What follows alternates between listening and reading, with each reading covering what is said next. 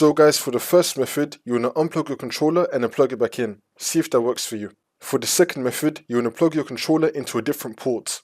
For the next method, you want to try using a different USB cable with your controller. For the next method, you want to head it with search and type in check for updates. Click on it. And then once you're on this, you want to click on check for updates. Make sure that your computer is fully up to date. If that's still not working, for the next method, you want to head it with search and type in device manager. Click on it. And then once you're on this, you want to expand Universal Serial Bus Controllers.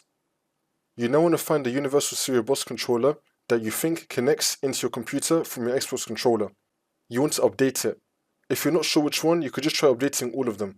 But for me, it's going to be this one, so I'm going to right click on it, and then click on Update Driver, and then click on Search Automatically for Drivers. Make sure that you have the best drivers for your device installed. And then once you've done that, you now want to close out of this, and now you're going to scroll down. If you have Xbox peripherals, you want to update your Xbox controller through here. So you want to expand this. You now want to find your Xbox controller. You want to right click on it, and then click on Update Driver, and then click on Search Automatically for Drivers. Make sure that you have the best drivers for your device installed. See if that works for you.